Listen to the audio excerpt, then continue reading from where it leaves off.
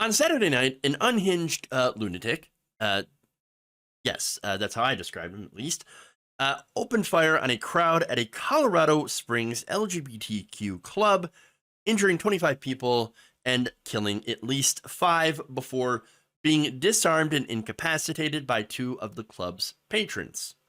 So now the alleged shooter has been identified as 22-year-old Anderson Lee Aldrich, the grandson of a MAGA congressperson, or I'm sorry, a MAGA Republican who supported the Capitol riot.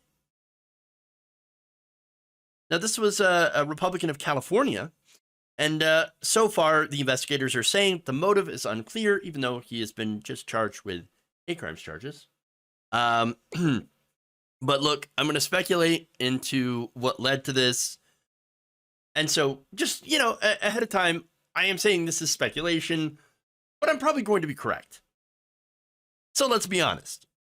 So now, the shooting happened right before Transgender Day of Remembrance, during Transgender Awareness Week, at a place that is LGBTQ friendly, obviously, and hosts drag shows. In fact, there was a drag show that very night.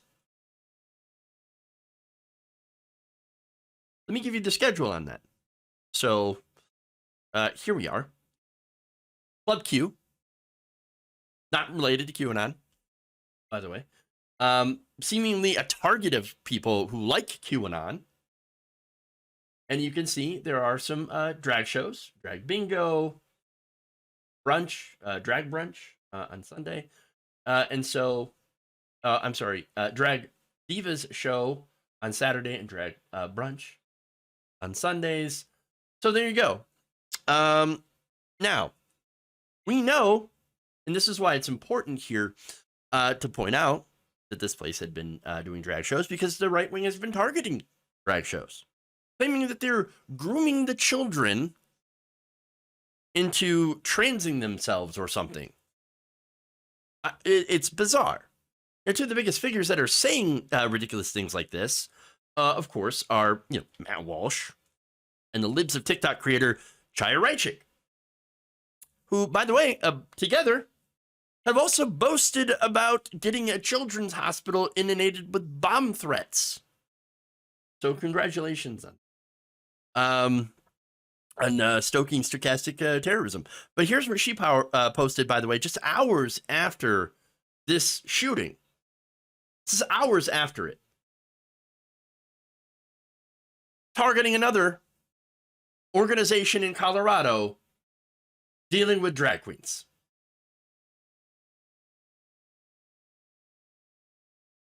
So there you go. Look, that is obviously the kind of thing that inevitably leads to violence. And so it's not really difficult to draw the lines between this, okay? Again, you have online hate accounts that are lying and, about misunderstood marginalized groups. Again, there's nothing wrong with tweeting out cringe videos, which again is Libs of TikTok response. Oh, we just take videos that are cringe. There's nothing wrong with cringe compilations. The problem is when you start saying, "Oh, look at these people, obvious groomers. They're grooming your children. They're grooming. They're not only grooming them. They're pedophiles. They're confusing these children. They're mutilating them." Here's how to find them. That's what Libs of TikTok does. Again, if they were just calling out, "Oh, look at this cringy video," these weirdos. Okay, that's one thing. But no, this is targeted harassment, and then of course making sure that their followers know where to find these people. And for months they used Twitter to do that, to publish the locations and organizers of drag events while spreading these these accusations. But they're not the only ones that are doing this, of course. You had recent segments on Fox News claim that drag queens are part of a plot to sexualize children. Yes. Ben Schmier of the Daily Wire has called it drag queens a threat to civilization and democracy. Matt Walsh compared it to cancer, calling for an aggressive approach. Well, it looks like they got exactly what they wanted. aggressive. Look, we know that when certain people have certain issues, like hatred and bigotry drilled into their heads, well, they're going to believe that stuff. They're going to take action. They're going to grab their guns. They get incited. And now part of what's led to this tragedy was, again, not only the hateful incitement, but also apparently Colorado's pretty weak gun laws, thanks to people like Lauren Boebert. Aldrich was actually arrested back in 2021 after his mother reported to police that he was threatening her to harm her with a homemade bomb and multiple weapons, according to the El Paso County Sheriff's Office in Colorado Springs. He was arrested after a standoff and charged with 5 felonies, according to a press release at the time. Now, you might be wondering, okay, but how did this guy get the guns? Well, it turns out that not only did the red flag laws not catch this guy, but also those felonies, the prosecutors didn't even go after him for this. The El Paso County District Attorney has not commented on why this particular case was dropped. So, look, I know, I can tell you 100% certainty, if I was in a standoff with the cops for 5 hours after threatening to blow someone up, I would be in prison. I would be in prison. But, as anybody else should, by the way, you shouldn't be able to get away with it, no matter who you are. Now, if for a black person, that black person would be dead. But happened to be the grandson of a Republican politician, a MAGA insurrectionist. Look, I can't say it had anything to definitively to do with this, but I'm not going to rule it out either.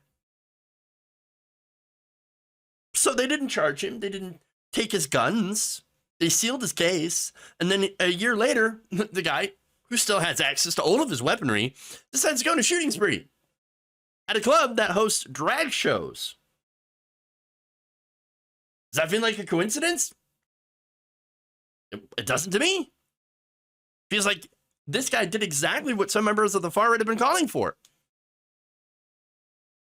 Being violent against trans people and targeting drag queens. And now, by the way, to get back to the family for a second here, according to Colorado Springs Mayor John Suthers, the family, the Vopel family, not cooperating with law enforcement. Ooh, how's that for irony, right? Used to be the right wing's law and order. We're supposed to have law and order, guys. We're supposed to have law and order, and we're supposed to respect police at the line. If you got nothing to hide, then then of course you're going to work with law enforcement. Why is this family not working with law enforcement? Curious. Very curious. I'm just wondering.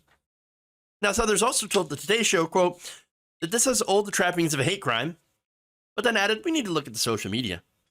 We need to look at all kinds of other information that we're gathering from people that knew the individual before we make any definitive conclusions about motivation. No, of course, I believe it's a hate crime. People in the club during the shooting described Aldrich as determined and on a mission to, kill as many LGBTQIA plus people as they could. Drag queens, because of some weirdo moral panic spread by the far right in order to get just votes. And that's really what it's about.